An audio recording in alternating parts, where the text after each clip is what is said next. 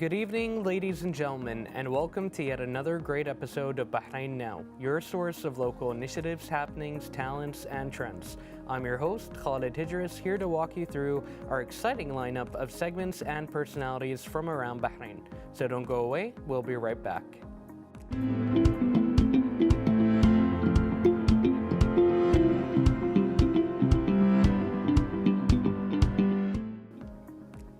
Under the patronage of Her Royal Highness Princess Sabika bint Ibrahim Al Khalifa, wife of His Majesty the King and President of the Supreme Council of Women, the Bahrain Society for Children with Behavioral and Communication Difficulties held recently its 6th International Conference under the theme Untangle Autism for a Brighter Future. The conference serves as a dynamic platform for parents, professionals, and caregivers, facilitating the exchange of knowledge and experiences to foster the implementation of holistic treatment approaches. More in this report.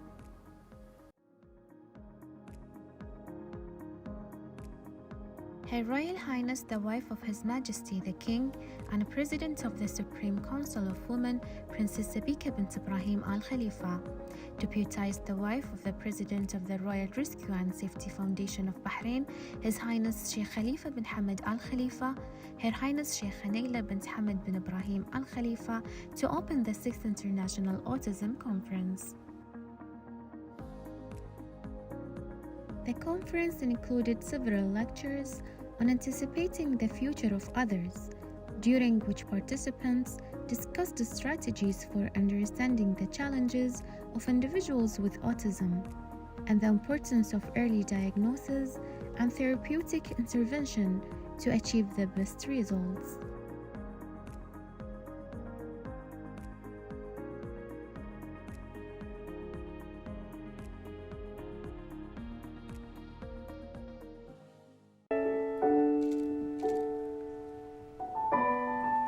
They say no one loves you as you are.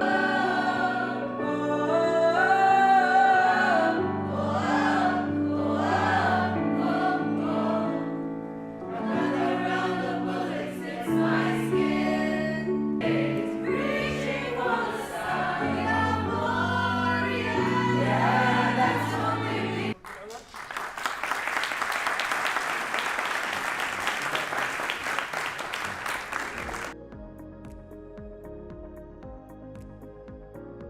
It also included counseling sessions, during which a number of specialists provided consultations to parents and those interested in learning about autism.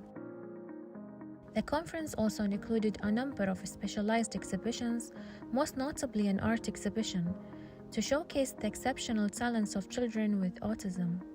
It's my pleasure to be with you today in this very exciting meeting with a lot of experiences, and brings all these people who are having some experience about autism to deal with this quite important problem. It's striking everybody. Autism became one of the most important disability nowadays. We are happy to say that this is our 6th conference. If you ask me about the first and now, I can tell you that we have found a lot of changes, which is a positive thing.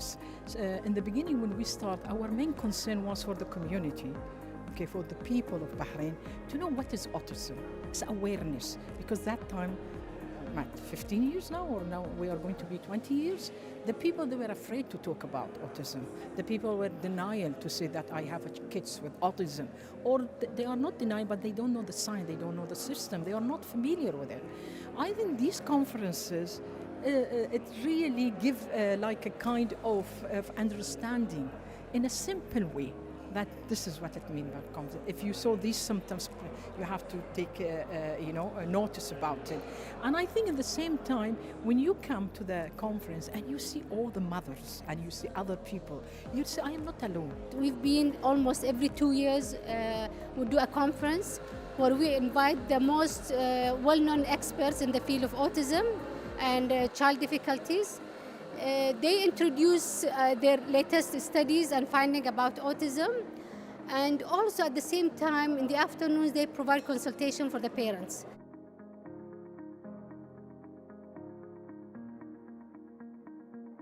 an exhibition of services and products to display the latest educational tools designed to support the learning and development of children who suffer from behavioral difficulties.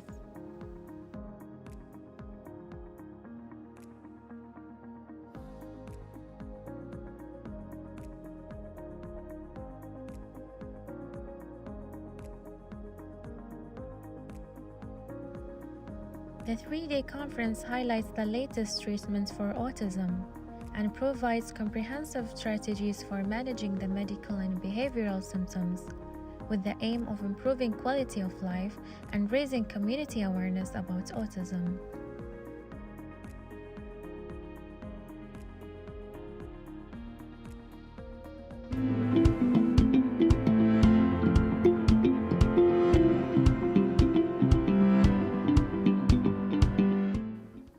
Welcome back. And to talk more about that, we are pleased to be joined here at the studio by Dr. Stephen Shore, Clinical Associate Professor of Special Education at Adelphi University, and Russell Lehmann, the award-winning advocate for the contextualization autism, mental health disabilities, and the overall human condition. Hello and welcome to you both. Oh, thank you. It's a pleasure Thank you to for be having here. us.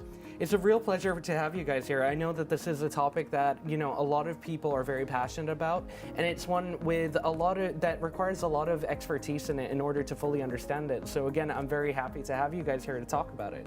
Now, starting with you, Dr. Stephen, this year's conference was dedicated to exploring comprehensive strategies for managing medical and behavioral symptoms, with the aim of significantly enhancing the quality of life for children, adolescents, and young adults affected by autism spectrum disorder. So what can you tell us about the importance of that? Well, it's vitally important to take a holistic approach to educating and supporting autistic individuals. And this is my second time in Bahrain. I was here in 2019. And what I'm seeing is a greater awareness of autism and the different strategies that we have, both behavioral, educational, medical, and sensory. And something that I find very admirable about the Alia Center is that they focus on matching approaches and techniques to individual needs. And I find that very, very encouraging. Another thing that I find encouraging is that there's a transition from looking at autism as a series of deficits, disorder, and disability, and looking at the abilities of autistic people. And in that way, focusing on and asking the question, what can the autistic person do? Supporting and promoting those strengths. And certainly there are significant challenges to being autistic.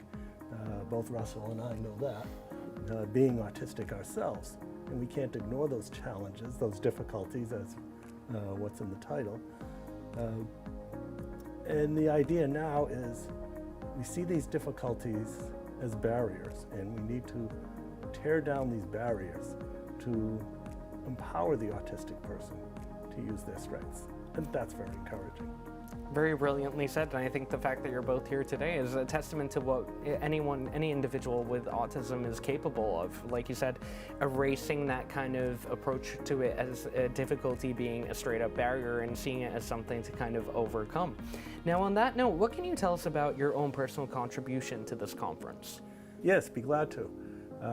I am here to combine my personal experiences as an autistic person with my practical or hands-on experience in working and supporting autistic people with my academic research experience to make fulfilling and productive lives for autistic individuals the rule rather than the exception.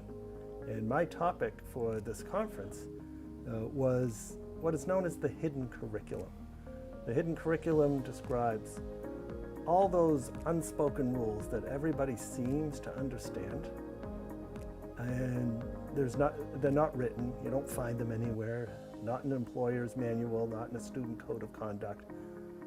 And it's called hidden because it's unseen until something about us being autistic causes us to miss some sort of unspoken rule, and we smack right into it, and it suddenly bursts into full view. And there's recognition that we need to learn these unspoken rules. Some of the strategies that I talk about were born from my own experiences in missing these unspoken rules. I think that that idea of calling it like a hidden curriculum, I think that that's a fantastic way of approaching it. And I imagine that that's probably one of the things that can be the largest struggle, because like you said, it's not written anywhere and it kind of changes as well depending on who you're dealing with. So giving someone like a starting point for that, I think that that's just incredible. And now to move on to you, Mr. Russell, I'd like to ask you a little bit about what was your own view of this year's conference. Well, this is my first time in Bahrain, so I was happy to be a part of the conference, and I'm enjoying my time here.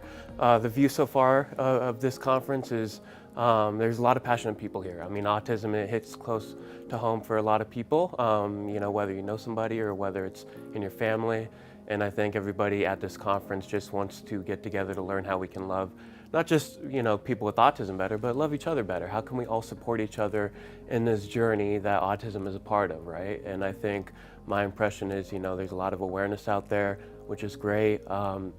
But there needs to be more awareness, in my view, of the struggles of autism, because for me, autism has brought a heck of a lot of difficulty in my life, but that is also the reason I became successful, right? I found my success because of the struggle, not in spite of it. And that's what I like to bring to the table, is realizing there's no shame in struggling. You know, you're not weak when you have a difficult day. You actually have to be your strongest to get through that difficult day, right? It's reshaping the perspective of what it means to be autistic, because I think there's so many misconceptions out there and stigmas and stereotypes. And if I can, you know, kind of rehumanize autism and therefore rehumanize humanity, I think we can all come together and realize, yeah, we all struggle at times, and individuals on the spectrum might need a little bit more support, but they also have a lot of extraordinary gifts that they can give back to society that not many people can give. It's like you said, part of raising awareness is kind of not shying away from the struggles either. And I think a lot of us, when you give it at face value, raising awareness, we always kind of try to think of the positives, or we try to think like, oh, this is just how it kind of is, and it's a very abstract kind of idea, right? Yeah. But when you actually share those struggles, and it's like you said, it brings that humanity to the table, and you're actually, even if you can't fully kind of empathize with it, you can kind of think of enough of a similar situation to at least put yourself in that person's shoes. Now, yeah, there is unfortunately a lot of stigma, and unfortunately in that case, there are a lot of people maybe who might suspect that they may be on the spectrum, but maybe kind of refuse to get diagnosed. So in your opinion, how important is getting that diagnosis? I think knowledge is power, right? I think, you know, if you are struggling, or if you're not struggling that much, but you think you have some autistic traits, I think seeking out a diagnosis, while it can be scary because it can challenge, you know, your identity and who you thought you were this whole time, it's also knowledge. And if you can accept that, what comes your way, I mean, it's self-awareness basically. And if you have that diagnosis, you can have a framework and a roadmap, right? It brought me closure, even though I was diagnosed at age 12.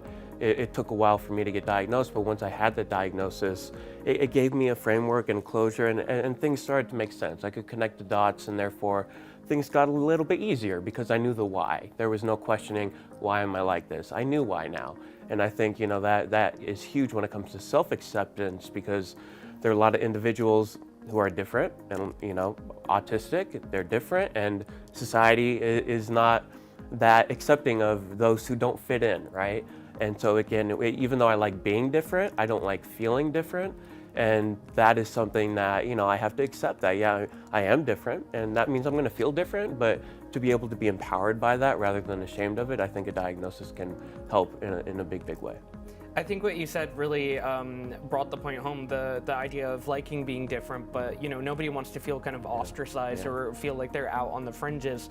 I'd like to ask you, Dr. Stephen, now we've touched on the fact that there are a lot of misconceptions regarding autism. So how do we kind of separate the fact from fiction?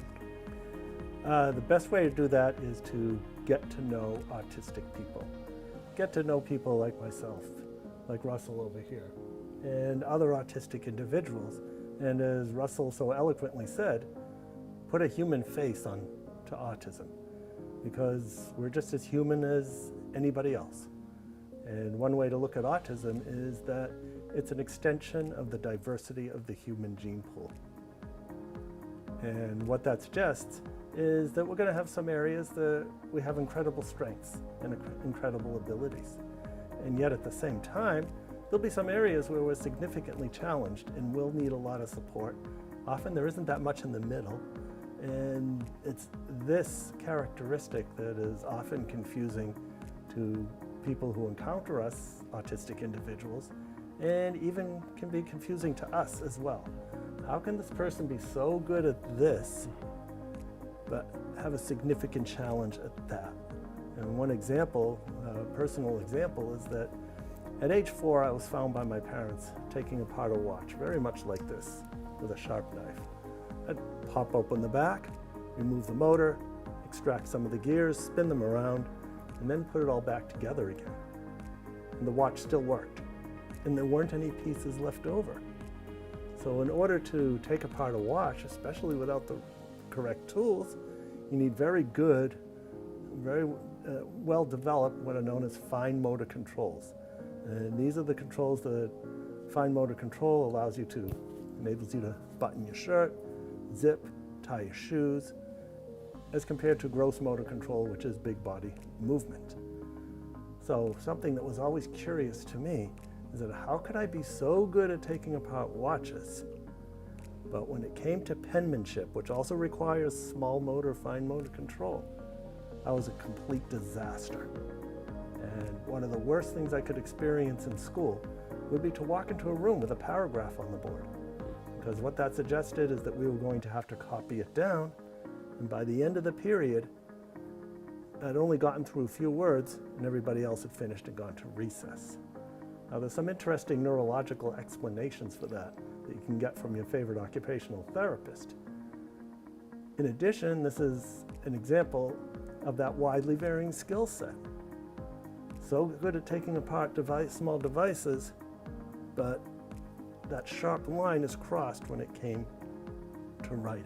There was something that you said about like the variety of like the human gene pool, right? No one is really going to think the same way. Nobody's going to react to stimulus the same way. Right. While you were telling me that story, all I could think about was if I did something like that, if I tried to take apart a watch, I would probably destroy the room that I was in from the effort alone. And you know, anybody who knows me knows that I have very bad spatial awareness. But you know, for some people that stuff kind of comes naturally. We all think in very different ways. Right. I'm not very good with numbers. I don't know if you guys can relate to that.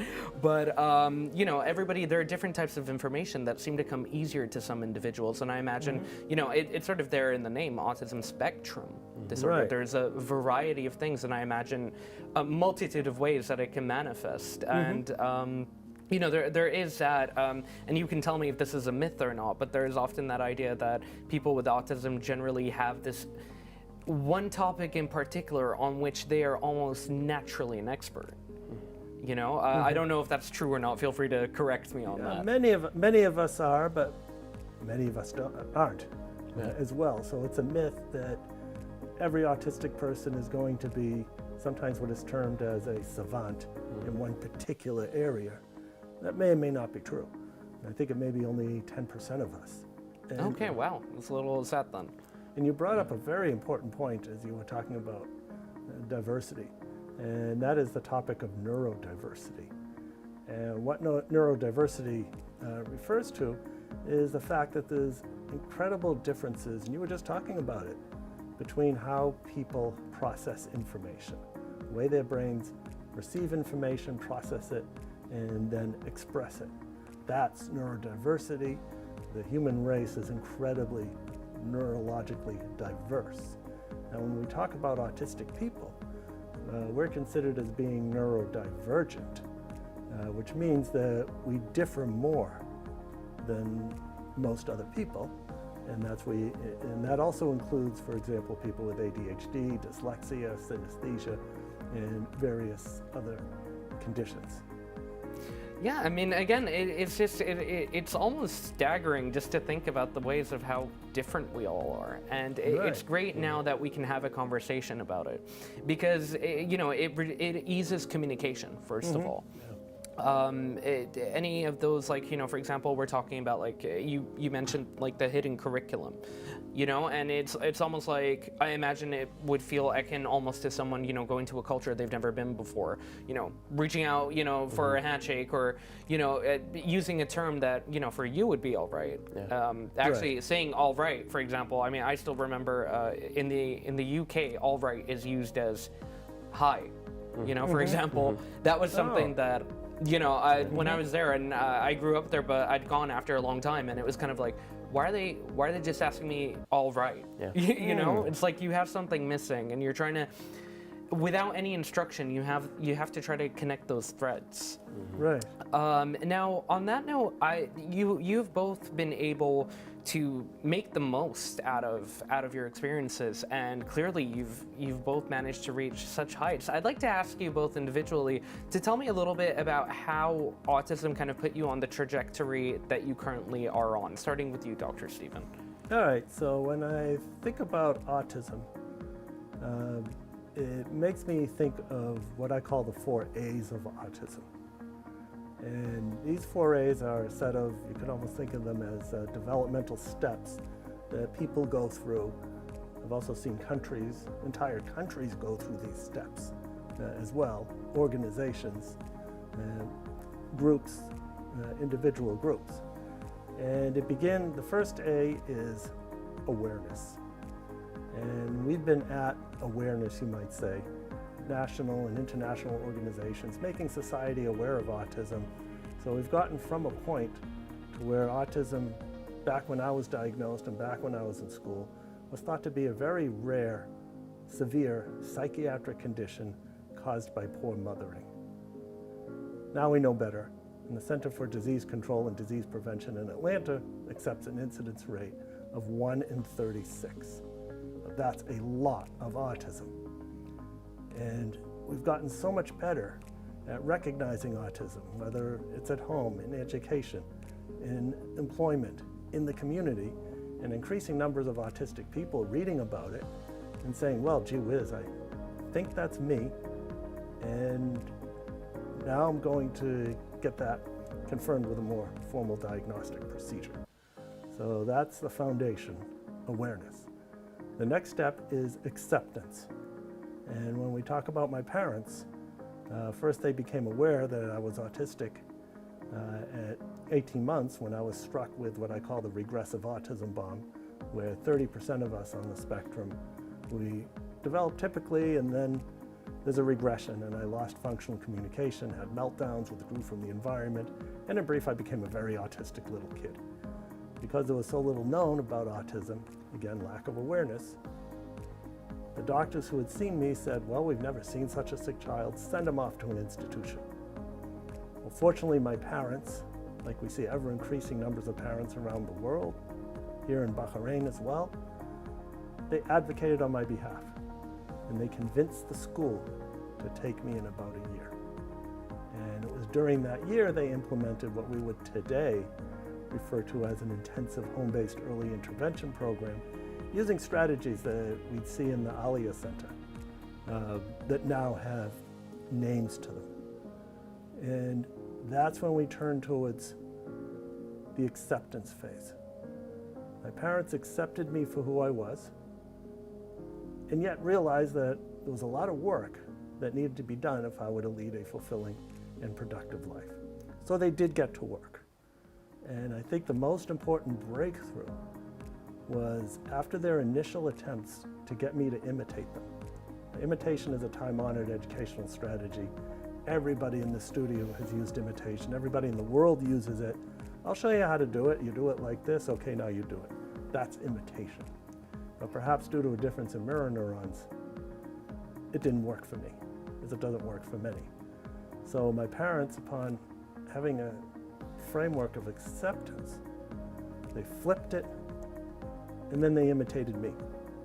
And once they did that, I became aware of them in my environment. And then they were able to move me along. And I believe the vital implications are, 1, meet the individual where they are. 2, develop a trusting relationship. From there, you can move on. And I think that holds true for everybody else everybody, autistic or otherwise. So we're at the first two stages, acceptance. It's also shown when we transition from trying to change the autistic person to become more like a non-autistic person, which doesn't work anyways. You just get a poor imitation of a typical person, to working with the strengths and the interests. So in school, for example, you have a child having difficulty in math. We also see they have a favorite activity. Let's say it's using a flight simulator. And we set up a program, meet your math goals, then you can do your favorite activity. But that's working against the characteristics of autism. Working with would be, okay, I recognize this highly focused interest. Well, I think there's plenty of math involved in flying airplanes. And then math becomes more interesting.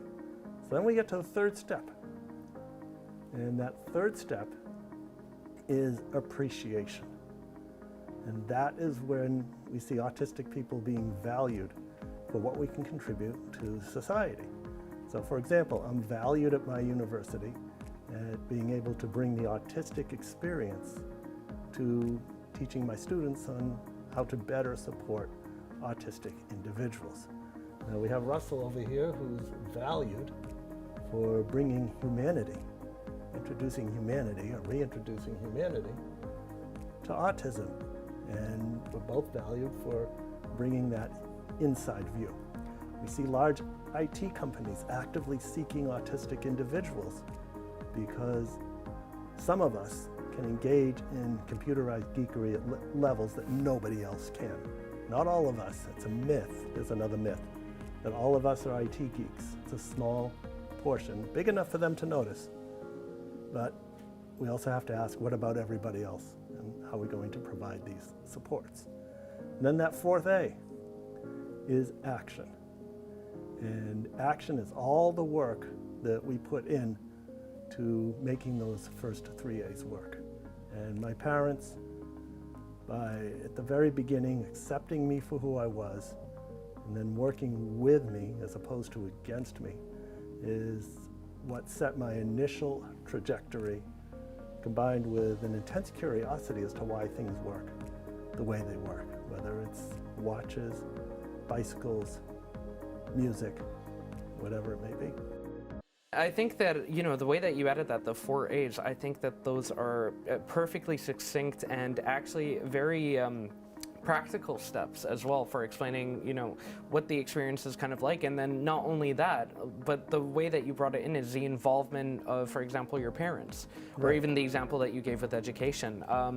Because, it's always about communication at the end of the day, whenever we're talking about other people. And it doesn't necessarily just mean the words that we're saying. We're not just talking about like linguistics, but also meeting people where they're at. I think that's important. It's crucial no matter who you are, or whatever the topic is. That's kind of how you get people, that's how you can best communicate with them, and that's how you can best kind of reach them. And now, moving on to you, Mr. Russell, could you tell us a little bit about how your experience set you on the trajectory you're on now? Yeah, I guess my experience with autism that helped propel me to where I am now is again, kind of the quote-unquote dark side of it, the struggle. I am not an outlier when it comes to my situation. It took 12 years for me to get a diagnosis, and then after that diagnosis, I never received the adequate supports I deserved. And so I ultimately became a social recluse for nearly 15 years, and I was in my mid-20s living with my parents. I had never had a job before. My last friend was at age 12. I never lived out my teenage years. Autism, I like to say autism took from me everything I ever wanted, but in turn it gave me everything I ever needed. Because in the isolation, being that social outcast, while it was painful and hurt, I also had all the time in the world to get to know myself, learn about what I truly was passionate about, why I could get through the struggle, what made me get through the struggle, what was my purpose to get through that struggle. And ultimately it was unpacking my struggles for others to help them in their similar struggles. And so autism is very challenging for me. It is for me very much disabling condition. I also have a lot of dual diagnoses, mental health conditions that are very common when it comes to autism, and those make life very difficult for me. And so the majority of my life I was discounted, left out, kind of set to the side. Society forgot about me. And that frustration of always being forgotten by society, being left out, not included, that frustration grew into an inner fire to try not to let this happen to other people, because I knew how much it hurt. And so it's my career is based on, again, my struggle. It's a very healing aspect of my career, very cathartic for me to relay the unpleasant experiences in my life to give people foresight, use my hindsight to develop foresight for others. So I was able to kind of turn it on its head. Autism, again, put a lot of roadblocks in front of me, but it put me on a detour in life that detour actually turned out to be the main road for me. I mean, I think that you've just perfectly demonstrated the mentality you were talking about earlier. For example, showing that the struggles, but also showing that, like you guys have said, overcoming it and turning it into something positive. And, I can't imagine what that was like, but clearly you've managed to kind of channel it into something positive. And, for that, I mean, I suppose sometimes, if you want to forge something, you've got to take the heat, basically. Yeah. That's just kind of the unfortunate truth, but you came out of it, clearly, you've got, like you said, a fire in you, and it shows. And, we're glad for that outcome, at least. Yeah, absolutely. And I think a lot of families and individuals with autism tend to, it's a very humbling experience. For me, I fall flat on my face often, and I realize how small I am, and that to zoom out and see things in a larger perspective and not be so zoomed in on, succeeding as the society wants me to succeed or anything. Autism for me really keeps in the forefront of my mind what truly matters in this world, for me anyway, and that's personal connection and the experiences I have. Those two things are the only thing I'm going to be thinking about on my deathbed, and that's how I try to live my life. Brilliantly said, and I think that those are great things really to focus your life on. They're definitely worth the effort. And now, Dr. Stephen, you famously said that if you've met one person with autism, you've met one person with autism. Now, I can kind of glean what you mean by that, but in your own words, could you explain that to us? Yes, and you've met one person with autism, or you've met one autistic person, you've met one autistic person. And what that refers to is the incredible diversity we find within the autism spectrum. So we take a look at Russell and I.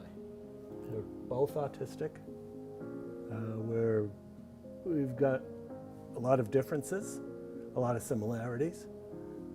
I think we make a great contrast, and it's great to have you here with me, because it's a great example of the differences and the diversity that we see within the autism spectrum at all levels of autism. So as we look at autism and we consider the definition, which starts with the word deficits in, but I prefer to use the word differences in: communication, social interaction, repetitive motions, restricted interests, although I prefer to use highly focused interests, sensory challenges.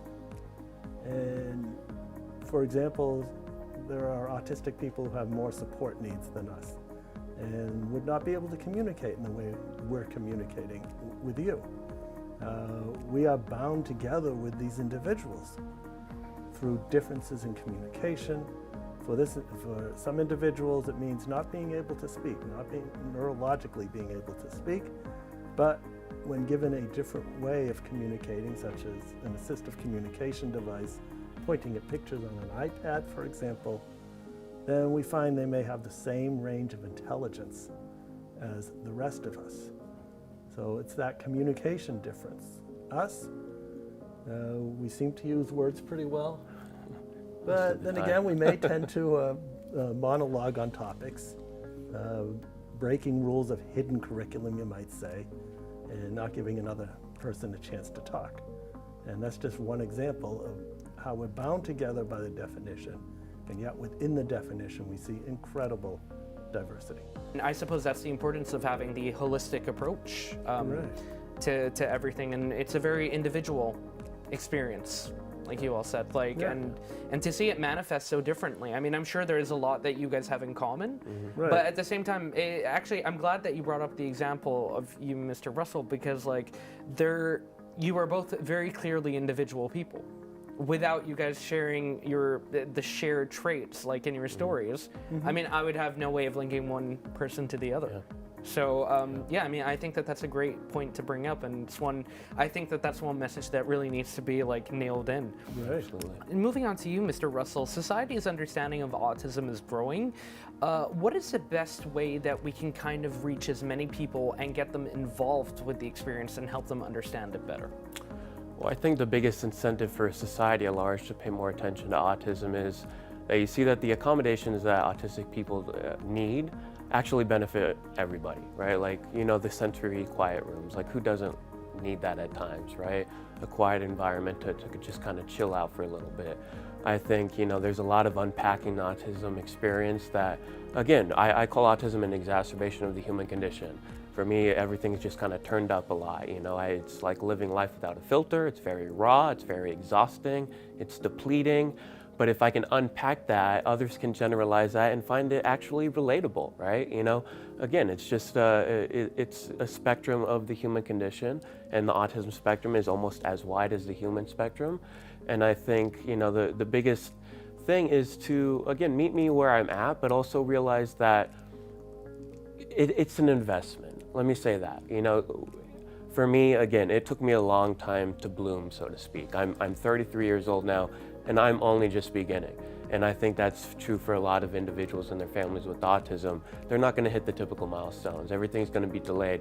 But if people outside of the autism community can give them the support they need, they will do amazing things. It might take a little longer, but they'll do amazing things. And that's, you know, better than not doing anything. And I think society really needs to have more patience and see, you know, what we're capable of. Because again, you think of autism, and if you don't have any personal relation to it, you might be aware of the word, but not necessarily the world of it. And the world is so rich, and I think we need to bring people who know nothing about autism into the world of autism, and they can look around and see, wow, this actually isn't that different than my world. Exactly. I mean, it kind of goes back to like kind of what I was saying earlier. Like, again, everything's an abstract until you actually see what people are going through. Yeah. And, you know, it's bringing communities together, especially. I think people don't understand even if you're neurotypical, like if you think about it, all it takes sometimes is for one kind word or for one person to be patient with you when your entire day, your entire mood can change. Yeah. So, I mean, imagine just a bit more of that for the people who may need it even more, just like an extra minute of someone's time, an extra effort to get how someone learns. I mean, I don't think that would take a lot out of anyone, really.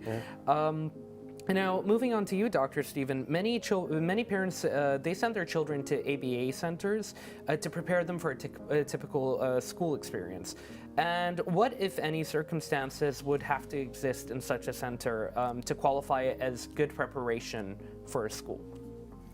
Well, I think the most important thing is that you have clinicians and therapists striving to understand the autistic person as an individual. So getting back to that discussion, the individuality between autistic people, and to strive to understand why perhaps certain behaviors are occurring, which can range anywhere from difficulties in communication to sensory issues to medical challenges, whatever it might be, if it's deemed that a behavior has to be changed or modified. So getting to know the individual, avoiding the trap of modifying behaviors and losing the humanity of the child. So I think that would be the most important thing, a desire for deep understanding of each child as an individual. Brilliantly said, and that's something I would hope that all teachers aspire to anyway. But like you said, especially if someone, I keep thinking about the example that you brought up earlier. For example, the flight simulator in math. I think that in general, that is a great way to really, if someone's already got that attention, they've got that focus on something, you know, really contextualizing it in a way that they'll actually enjoy.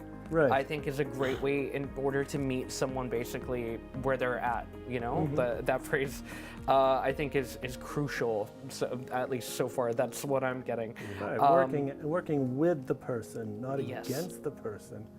And also something that you bring up, as you said, a wonderful way to work with people is riffing off of what Russell said, autistic people are human, perhaps just a little bit more so or intensively so. In working with educators and working with supervisors in workplaces, in learning how to better support their autistic students or employees.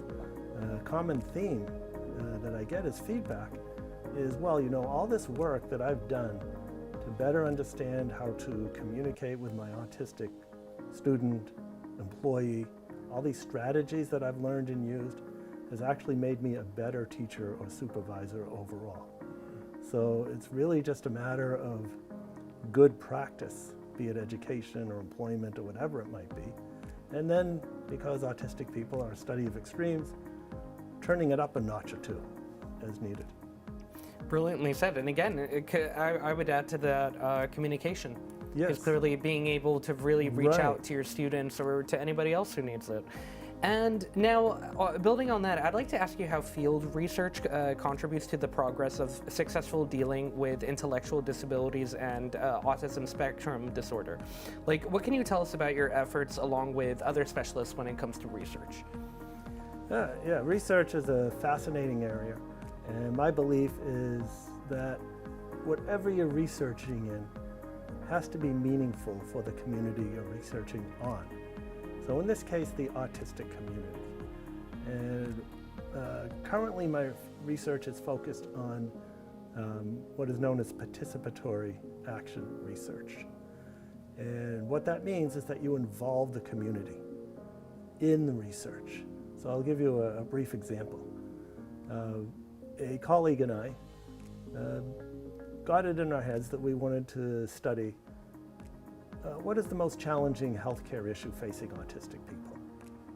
And we thought, well, we could ask a number of doctors and other medical professionals, therapists and so on, what do you think is the most challenging healthcare issue facing autistic individuals? And get some good answers and probably get it published, and that would all be good. However, wouldn't it be better if, number one, we asked autistic people, what is this challenge? And then number two, making it even more powerful, let's involve autistic people in all aspects of the research according to their desires, according to their abilities. So what we did is we established a team lead group, half autistic, half not, just to show that us autistic people could be inclusive of non-autistic people to do our work. And then two, we set up a community council of mostly autistic individuals to help us guide the research. So 2 conferences later, a number of surveys, focused groups, what bubbled to the top was access to mental health supports. That is what is most on autistic people's minds. And this makes, and because we involve the autistic community so deeply, I believe that gave us a more meaningful result. Well, that project has ended, and we're now continuing our work with this community council, and we're now involved in a $9.1 million 5-year grant from Patient Care Outcome Research Institute, in which to compare 2 interventions in suicide prevention. Because another thing that we do know is that suicide is one of the leading causes of death in autistic people.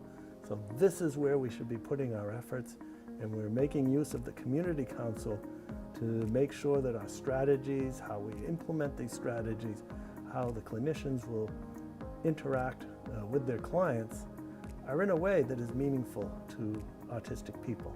So I look forward to getting those results. We're in year 2 of this 5-year grant and seeing which approach seems to work better.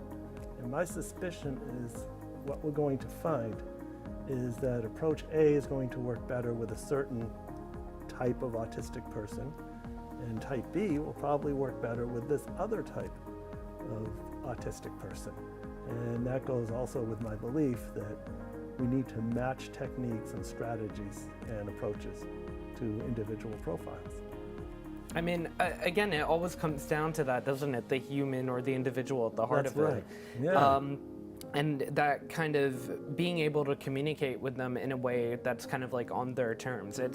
It's always kind of, you're always going to be met with a lot more results if you go in knowing the language, well, I'll use language for a lack of a better term, that the person speaks. And if you can appeal to them and if you can include them as well, I think that is a huge part of it as well. It's that combination. And I think that combination is a great way of stripping down the walls that lead to stuff like stigma and misunderstandings and all of that. And I really can't wait to see if you're at the end of the day what the results prove. I think that's a brilliant endeavor, and I wish you all the best in it. Thank you.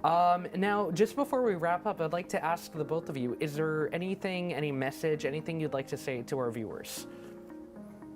Yeah, one more thing, maybe a couple of things. One is, some of you may be wondering why I'm wearing this hat. And most people perceive this hat as a fashion statement. And in many ways it is. And of course, it's always good to support my university, Adelphi University in New York, where I teach and do my research. But in actuality, it is an accommodation. Because as an autistic person with sensory differences, for me, being under recessed lighting fixtures, like we have many in this room, is probably like looking into a spotlight for most other people. So here is the accommodation. Another thing is that it's also important to realize that the potential of autistic people is unlimited, just like with everybody else.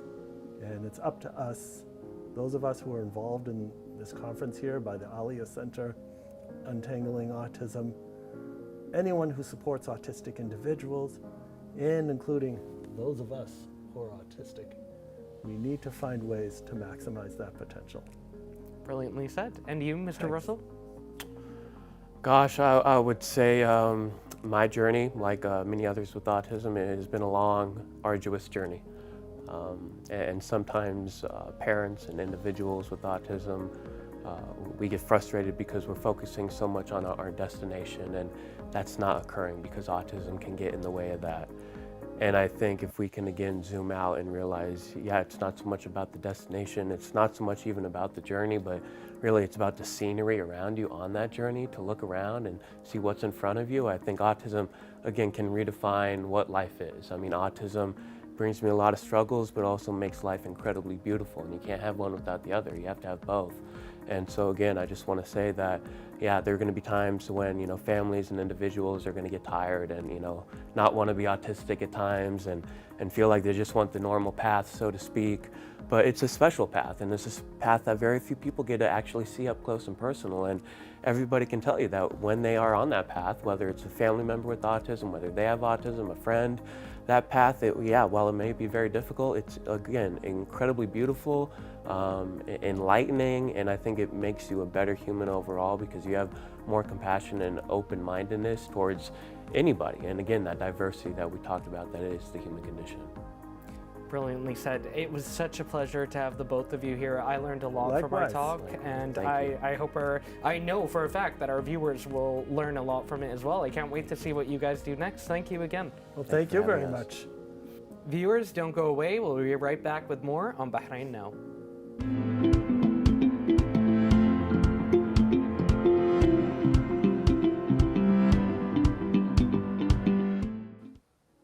Ladies and gentlemen, let's take a look at what's going on beyond the studio in the following report.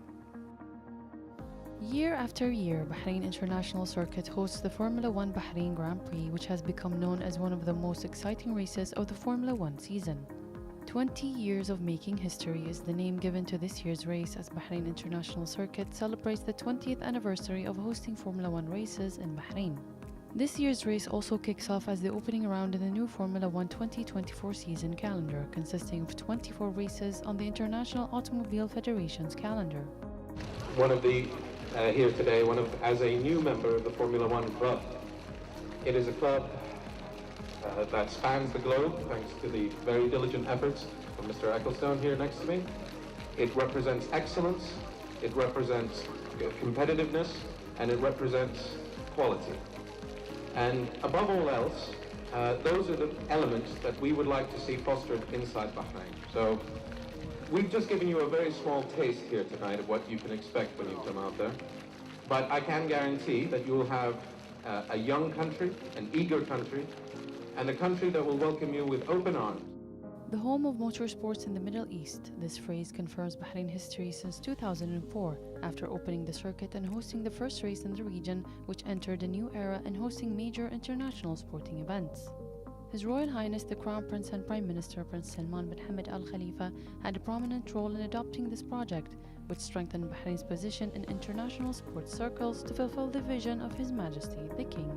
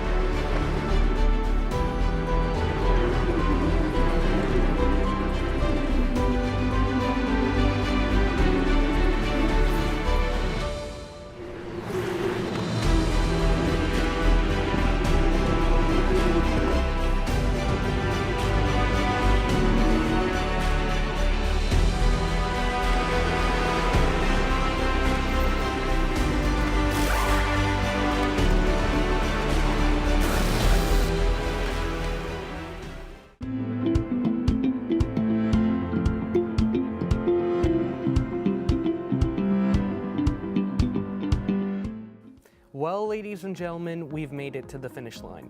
A huge thank you to all of our guests for joining us tonight. Another huge thank you to all of you watching us at home.